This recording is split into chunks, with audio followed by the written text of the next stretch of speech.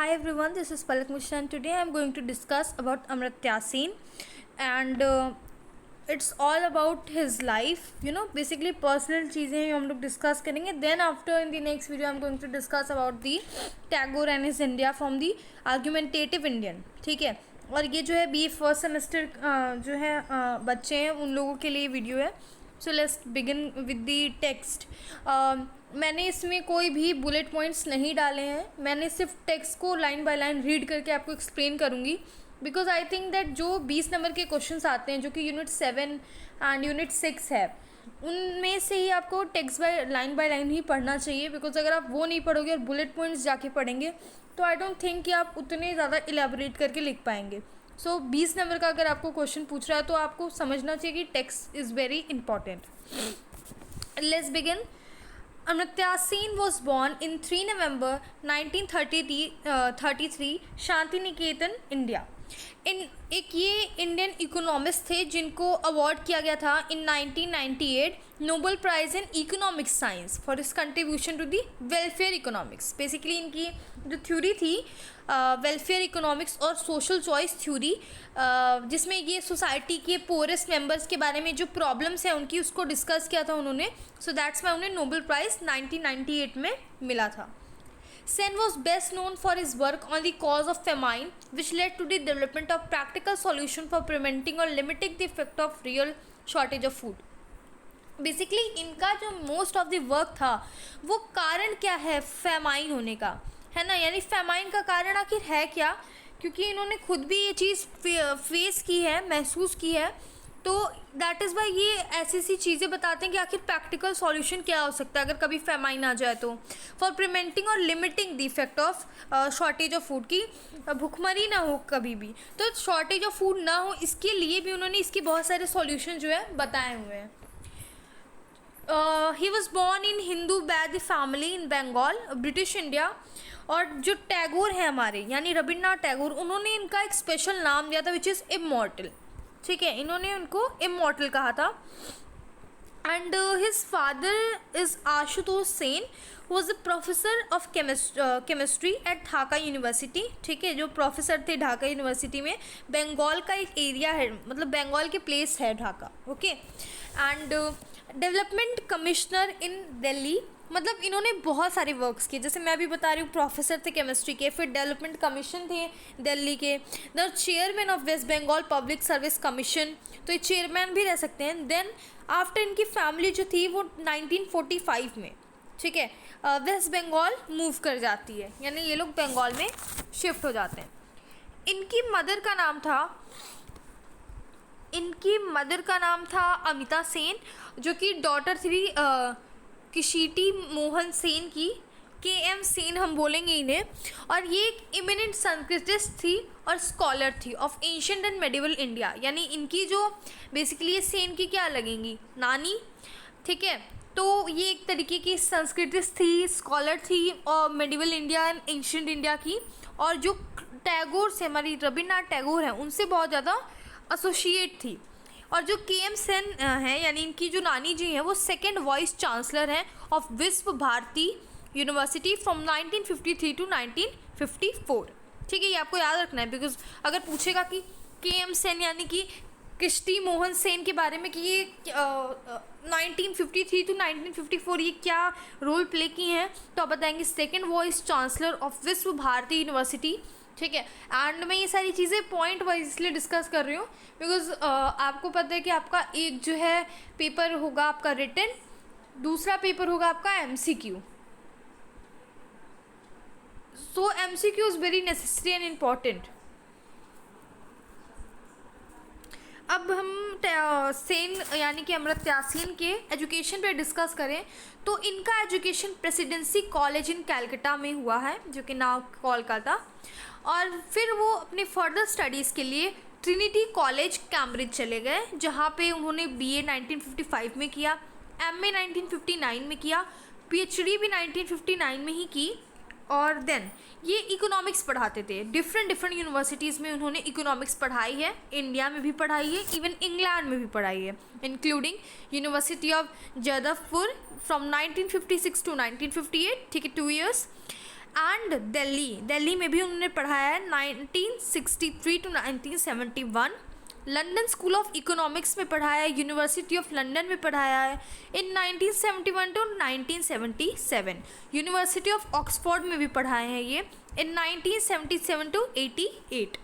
Before moving to Harvard university where he was a professor of economics and philosophy.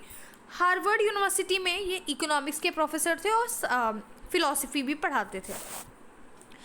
In 1998 he was appointed Master of Trinity College Cambridge, जहाँ से ये खुद पढ़ के आए हैं, right. Position he held until 2004 when he returned to Harvard as Lamont University Professor। ठीक है, यानी ये सारी जो डिस्कशन हो रही है वो इन्हीं के बारे में हो रही है। देन आफ्टर ये बताते हैं कि एज अ मास्टर इन्हें इन्हीं के कॉलेज में बुलाया जाता है जहाँ से हम पढ़ के निकले होते हैं। अगर वहीं हमें हायर किया जाए that is something which is कि हम अगर स्टूडेंट्स को बता रहे हैं कि मैंने भी यहीं से पढ़ाई की है और फाइनली मेरे को यहाँ पे मैं पढ़ा रही हूँ। सपोज आप कॉलेज में पढ़ रहे हो और आपका कॉलेज बहुत ही ज़्यादा BHU के स्टूडेंट्स इस चीज़ को फील कर सकते हैं अगर उनका ड्रीम प्रोफेसर का है और प्लस वहीं पढ़ रहे हैं देन वहीं पढ़ा रहे हैं, तो वो जो स्टूडेंट्स होंगे ना उनके अपने इंट्रोडक्शन में ये ज़रूर ऐड करेंगे। भाई मैंने तो ऐड करना ही है कि गाइज मैंने तो यहीं से कंप्लीट किया हुआ है, तो इट इज़ समथिंग लाइक उनको लगता है कि ये तो हमारा ही कॉलेज, भाई ये तो हमारा ही है। प्लस टीचर्स भी जानते हैं और उन्हीं टीचर्स के बीच में एज अ टीचर आप बन के आओगे। So it is something like okay why always go from beyond the topic. Okay sorry, अब आते हैं हम लोग अपने टॉपिक पे। देखिए जो वेलफेयर इकोनॉमिक्स है जिनके लिए इन्हें बेसिकली अवार्ड वगैरह मिला है वो एक तरीके से इवैल्यूएट करता है इकोनॉमिक पॉलिसीज़ को in their effect on well being of community, basically community की भलाई के लिए। And Sen was devoted his career to such issues. उन्होंने अपनी पूरी जीवन ही इस तरह के इशूज़ के लिए लगा दी है ना, जिनके लिए इन्हें कंसाइज ऑफ हिज प्रोफेशन बोलते हैं। ठीक है, और इनकी इन्फ्लुएंशियल मोनोग्राफ भी है जिनका नाम है collective choice and social welfare 1970, जो कि प्रॉब्लम्स को 3 तरीके में डिवाइड करती है। पहला इंडिविजुअल राइट्स में, दूसरा मेजॉरिटी रूल में और तीसरा availability of information about individual condition. यानी एक तो इंडिविजुअल की खुद की राइट्स, दूसरी मेजॉरिटी अगर रूल करे है वो, और तीसरा कि इंफॉर्मेशन की अवेलेबिलिटी है कि नहीं, कि अगर एक बंदा कंडीशन ठीक नहीं है उसकी तो इन्फॉर्मेशन है कि नहीं। और ये क्या इनके सारे जो वर्क्स है वो इंस्पायर किए रिसर्चर्स को to turn their attention to the issues of basic welfare. इन्हीं की वजह से जो और रिसर्चर्स थे उन्होंने भी ध्यान देना शुरू कर दिया कि भाई ऐसे रीज़न, बिकॉज देखिए आप कहीं भी यहाँ वहाँ दुनिया भर का रिसर्च कर लीजिए, लेकिन आप अगर ऐसी चीज़ का बता रहे प्रॉब्लम जो कि एक आपदा है जैसे फेमाइन हो गया या फ्लड वगैरह हो गया, हम उस पर रिसर्च कर रहे हैं तो कितनी अच्छी बात होती है, बिकॉज आप तो लोगों की भलाई कर रहे हो ना। वरना देखिए फ्लड आता है तो क्या हालत हो जाती है, भूखमरी होती है, यानी कि फेमाइन आता है तो क्या हालत हो जाती है लोगों की। That is something. Sin devised methods of measuring poverty that yielded useful information for providing economic condition of the poor। इन्होंने बेसिकली इनकी जो मेजरिंग पॉवर्टी मेथड्स थे वो बेसिकली पुअर की जो इकोनॉमिक कंडीशन को इम्प्रूव करने में बहुत ही ज़्यादा हेल्पफुल रहे। और his theoretical work on inequality, इनके जो थ्योरेटिकल वर्क है इनइक्वालिटी, वो एक एक्सप्लेनेशन प्रोवाइड करते हैं कि क्यों कुछ वुमेन जो हैं main say that fewer women than men is some more poor countries in spite of fact that more women than men are born, infant mortality rate is higher among the males। तो ये reason बताते हैं कि क्यों आखिर there are fewer womens than man, कि आखिर कम ही वुमेन क्यों है मैन से in same poor countries in spite of fact that more women than man are born and infant mortality rate is high among the males. यानी infant mortality rate तो male की ज़्यादा है पर more womens are born than male. ठीक है, man. Sen claim करते हैं that this skewed ratio results from better health treatment. ये सारी जो रेशियो है इनसे हम लोगों को एक बेटर हेल्थ ट्रीटमेंट मिलेगा और चाइल्डहुड अपॉर्चुनिटीज़ अफोर्ड कर सकते हैं to boys in those countries जहाँ पे ऐसा है, वहाँ पे हम लोग बॉयज़ के लिए क्या कर सकते हैं, है ना। सेन का जो इंटरेस्ट था in famines stemmed from personal experience. देखिए जैसे कि जो अमर्त्या सेन थे उन्होंने इतना ज़्यादा फेमाइन पे क्यों अपना डीप डिस्कशन किया, बिकॉज ये खुद वो चीज़ एक्सपीरियंस किए हुए हैं। 9 साल के जब ये थे तो उन्होंने विटनेस किया है बंगाल फेमाइन ऑफ 1943। है ना। मैंने बताया कि इनकी जो फैमिली थी जब बंगाल शिफ्ट की, उस वक्त फेमाइन का इन्हें सामना करना पड़ा। 3 मिलियन पीपल जो होते हैं वो मर जाते हैं बिकॉज ऑफ फेमाइन, भूखमरी की वजह से। And this staggering loss of life was unnecessary, he concluded later. और वो बताते हैं कि इस तरीके की जो भी घटनाएं हैं वो बिल्कुल अननेसेसरी हैं। ये बताते हैं कि ये जो इनएडिक्वेट फूड होता है या सप्लाई जो इंडिया में की जाती है, फूड की कमी, उस टाइम में उन्होंने बताया कि distribution of 100 because particular group of people, in this case rural labour, loss their jobs, their ability to purchase food. ठीक है, यानी ये बताते हैं कि रीज़न क्या है भाई, कि आखिर शॉर्टेज फूड हुई क्यों। वो बताते हैं कि जब डिस्ट्रीब्यूशन हुआ from was 100 because so it's distribution was 100 because particular group of people in this case rural labours loss their job. तो वो अपनी जॉब ही हार चुके थे, मतलब अब भाई मेरे पास पैसा नहीं, मैं क्या ही करूँ, और उनकी परचेजिंग पावर जो थी फूड की एकदम ज़ीरो हो गई थी। सेन की एक बुक भी है, poverty and famines, an essay on entitlement and deprivation, which is 1981। ये रिवील करती है that in many cases of famine, ये रिवील करती है कि इस फेमाइन के कई सारे केसेस में जो फूड सप्लाई है वो नॉट सिग्निफिकेंटली रिड्यूस्ड, यानी कि फूड सप्लाई कम नहीं है। Instead number of social and economic factors, यानी कुछ कुछ ऐसे फैक्टर्स हैं जैसे कि डिक्लाइनिंग वेजेस, उनकी जो पगारें हैं वो एकदम कम है, अनएम्प्लॉयमेंट है क्योंकि जॉब खो दिया है, unemployment, raising food prices, price of food is very high, है ना, और पुअर फूड डिस्ट्रीब्यूशन, यानी डिस्ट्रीब्यूशन ठीक नहीं है, जो डिस्ट्रीब्यूशन सिस्टम है इंडिया का वो ठीक नहीं है। दैट इज़ वाई फूड की स्टावेशन उन्हें देखनी पड़ी सोसाइटी में, पूरे बंगाल को। Okay, in 1943 Sen work on choice of technique, ये जो चॉइस है टेक्निक का, ये एक इनका वर्क है, वो कम्प्लीमेंट किया that of Maurice Dobb in a developing country, the Dobson strategy. देखिए इस स्ट्रैटेजी का नाम है डॉब्सन स्ट्रैटेजी। वो बताते हैं कि किसी भी डेवलपिंग कंट्रीज में, जैसे India is a developing country, वो रिलाई करता है on maximum investible surplus, maintaining constant real wages and using entire increase in labor productivity due to technological change to raise the rate of accumulation। दूसरे शब्दों में कहा जाए कि जो वर्कर्स हैं वो expect to demand improvement in their standards of living inspired become more productive. Workers क्या करते हैं, वो डिमांड करते हैं कि भाई मेरा जो वे ऑफ स्टैंडर्ड है वो बढ़ जाए, आप मुझे ज़्यादा फीस दो अपनी प्रोडक्शन में, है ना, बिकम मोर प्रोडक्टिव। इसमें वो बिल्कुल ध्यान नहीं देते हैं, वो यही चाहते हैं कि हमें भाई मेरा स्टैंडर्ड वे ऑफ लिविंग अच्छा हो जाए। Sen's paper in late 1960 and early 1970 help to develop the theory of social choice, ठीक है, which first come to prominence in the work by American economics Kenneth Arrow. Sen की जो वर्क है जो कि 1960 टू लेट अर्ली 1970 में वो हेल्प किया to develop the theory of social choice, और जो कि first prominence in the work by एक इकोनॉमिक्स अमेरिकन इकोनॉमिक्स थे Kenneth Arrow. Arrow had most famously shown that when voters have 3 or more distinct alternative, जैसे कोई भी है जिसके पास 3 ऑप्शंस है, 3 से ज़्यादा ऑप्शंस है, any ranked order voting system will in at least some situation a conflict with what many assume to be basic democratic norms। Basically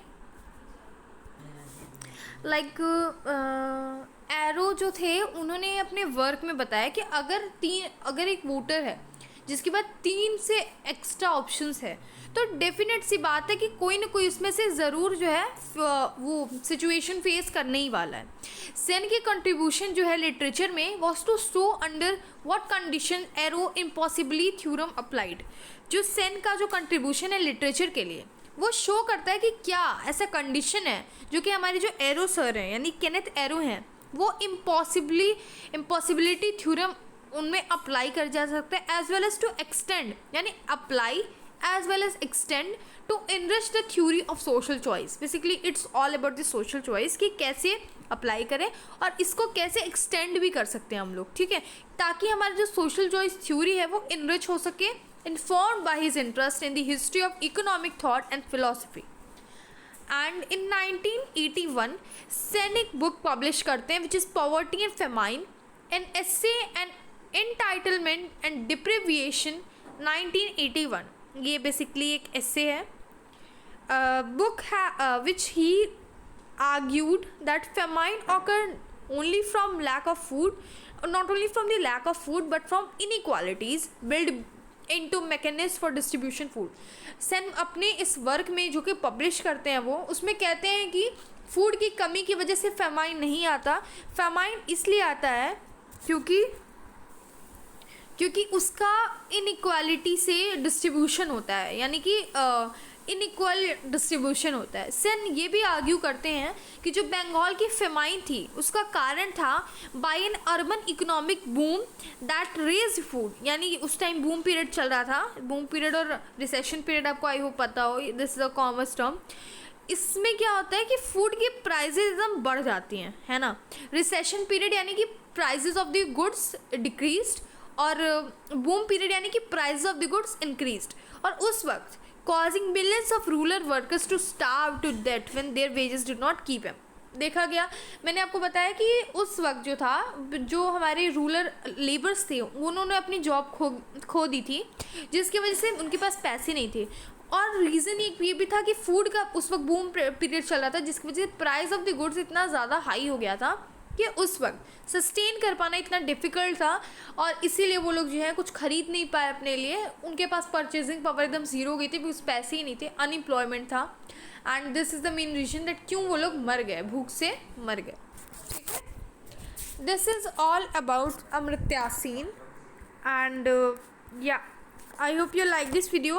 This is something, it's a quick revision of Amartya Sen, and line by line I have read each and every line and told you about the things.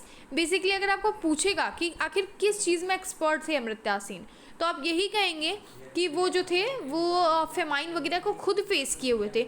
That is the main reason कि क्यों वो बार बार famine के cause को बता रहे हो, कि वो 9 साल के बच्चे जिसने ऐसी भुखमरी फेस की हुई थी. Okay, so then I hope you like this video. If yes, then go and subscribe to the channel, share with your friends. Bye bye.